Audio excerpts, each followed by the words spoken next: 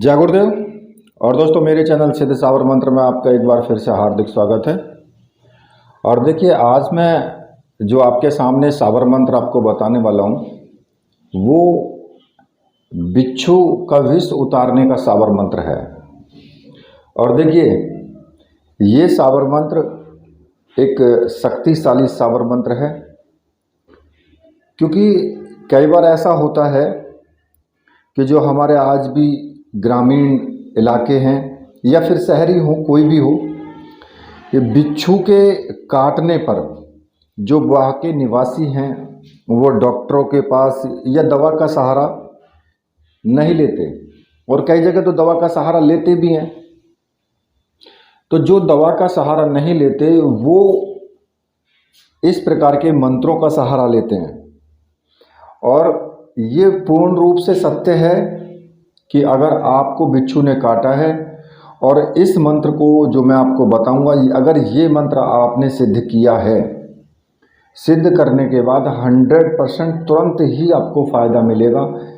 इतनी जल्दी आपको दवा से फ़ायदा नहीं होगा जितनी जल्दी इस मंत्र से फ़ायदा होगा। अब हो सकता है कि कुछ लोग इसको ढोंग माने, कुछ लोग इसको झूठा माने। बाकी कहते हैं ना कि जैसे जिसकी सोच है वैसा ही प्रभाव है। तो अगर आपकी सोच अच्छी है तो सभी कुछ अच्छा है, अगर आपकी सोच नकारात्मक है तो फिर सभी कुछ नकारात्मक है। तो देखिए, जो ये बिच्छू झाड़ने का मंत्र है ये एक साबर मंत्र है, और इसको पहले आपको सिद्ध करना होगा। अब सिद्ध करने का इसका तरीका क्या है? देखिए, ये जो साधना है ये मात्र 11 दिन की साधना है, ठीक है। और किसी भी शुक्रवार से आप इसको शुरू कर सकते हो। अपने पूजा घर में ही कर सकते हो, एकांत रूम में भी कर सकते हो, कोई किसी प्रकार का कोई प्रॉब्लम नहीं है। आप चाहो तो इसको रात्रि के टाइम करो, आप चाहो तो इसको दिन के टाइम भी कर सकते हो, और अगर चाहो तो दिन में 2 टाइम भी साधना इसकी कर सकते हो। जितना आप मंत्र जाप करेंगे इसका, उतना ही ये तीव्र होता चला जाएगा मंत्र। साबर मंत्रों की यही विशेषता होती है कि जितना उसका ज़्यादा जाप होगा उतनी ही उसमें पावर होगी। समझे आप कि अब किसी ने 10,000 मंत्रों का जाप किया है तो उसमें 10% पावर आई, और किसी ने 50,000 मंत्रों का जाप किया है तो फिर उसमें 50% पावर आएगी, और किसी ने 100% के लिए 1,00,000 मंत्रों का जाप किया है। तो 100% पावर का मतलब क्या होता है कि आपने इधर मंत्र जाप किया, उसको झाड़ा दिया, और उधर तुरंत के तुरंत ही समाधान, ये होता है 100%। अगर कुछ वक्त लगता है तो वो होता है 50%, अगर उससे भी कम वक्त लगता है तो वो होता है 10%, 20%। और शक्तिशाली वो उतना ही होगा जितना आपका मंत्र जाप ज़्यादा होगा। तो देखिए, इस साधना को आपको मेरे विचार से कम 11 दिन और कम से कम 11 माला का जाप तो होना ही चाहिए, ठीक है। इससे कम नहीं होना चाहिए। और अगर आप समझें कि जैसे कि ग्रहण हुआ, दीपावली हुआ या होली हुई, तो वहाँ उस टाइम पर भी साबर मंत्रों का आप अगर जाप करते रहें, उस दिन में जो विशेष दिन आते हैं उनमें भी अगर आप जाप करते हैं तो उसमें और अच्छे पावर आती चली जाती है। अगर ग्रहण के टाइम में आप मंत्र जाप करते हैं, ये खाली मंत्र जाप भी करेंगे तो तब भी इसके अंदर बहुत तीव्रता के साथ पावर आ जाती है। अब देखिए, आपको करना क्या है इसमें कि किसी भी पूजा घर में, अपने पूजा घर में या एकांत कक्ष में आप एक चौकी लगा लें और उस चौकी पर काले रंग का वस्त्र बिछा दें, ठीक है।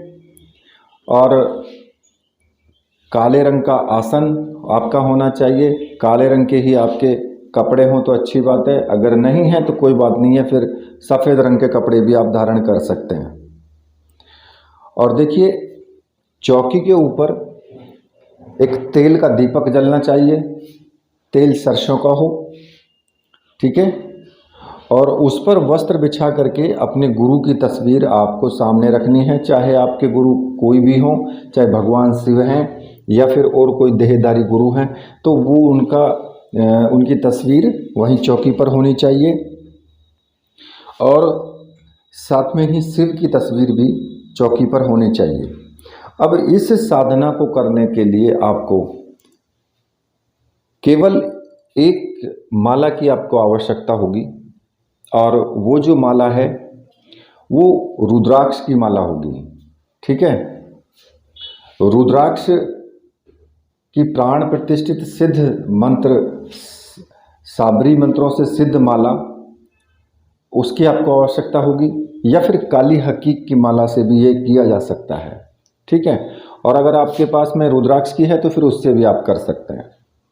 और ऐसी माला अगर आप प्राप्त करना चाहते हैं तो आप मुझे व्हाट्सअप कर सकते हैं, मैंने व्हाट्सअप नंबर दिया हुआ है, वहीं से मुझे व्हाट्सअप करें और ऐसी माला आप प्राप्त कर सकते हैं।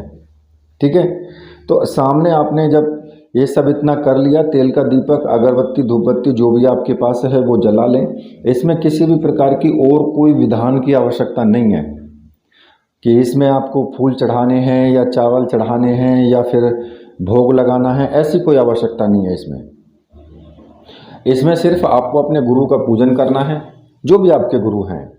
ठीक है, उनका पूजन करके या उनको हाथ जोड़ करके नमस्कार करें और उनसे आज्ञा ले लें, बस मन ही मन। ठीक है, और उनका आशीर्वाद लेकर के अपने गुरु मंत्र का केवल एक माला का जाप कर लें।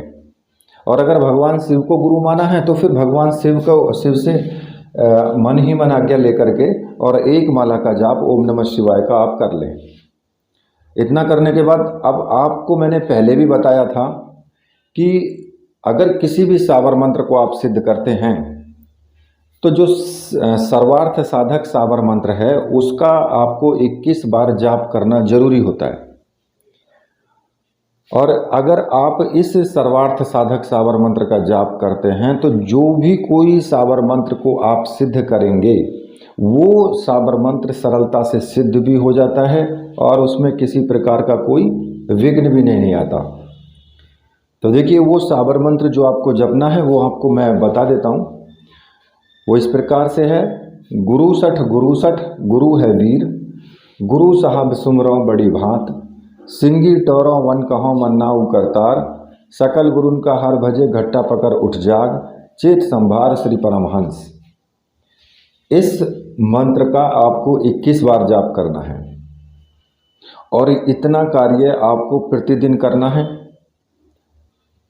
गुरु पूजन, गुरु मंत्र जाप और सावर मंत्र का सर्वार्थ साधक सावर मंत्र है उसका 21 बार जाप। जब भी साधना करना बैठें तभी आपको इतना कार्य जरूर करना है। चाहे दिन में आप 2 बार साधना करते हैं तो दिन में 2 बार ही आपको करना है। ठीक है, और इसके बाद फिर आपको काली हकीक माला या रुद्राक्ष माला जो भी आपके पास में है उस माला से आपको मंत्र जाप शुरू कर देना है। और जो मंत्र आपको जपना है वो मैं आपको बता देता हूँ। मंत्र इस प्रकार से है, ओम नमो आदेश गुरु को, कालो बिच्छू कंकर वालो, उत्तर बिच्छू ने करटालो, उतरे तो उतारूं, चढ़े तो मारूं, गरुड़ मोर पंख कालूं, शब्द साचा पिंड कांचा, फुरु मंत्र ईश्वर वाचा।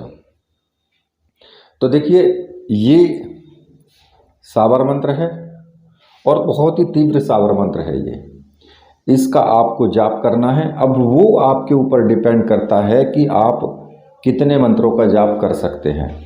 अगर कहते हैं कि अगर इस साधना का, इस मंत्र का अगर 1 लाख जाप कर लिया जाए तो फिर इतनी तीव्रता के साथ में आपका उसका प्रभाव होता है कि उधर आपने मंत्र जाप करके उसको झाड़ा दिया और उधर वो हंसते हुए अपने घर जाएगा।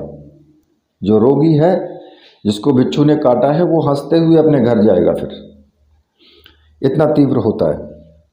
और जितना कम जाप रहेगा तो भाई आप भी समझते हैं कि उतना ही लेट उसको फ़ायदा होगा। और जब आपकी ये साधना सिद्ध हो जाए, जब आपका मंत्र जाप पूरा हो जाए,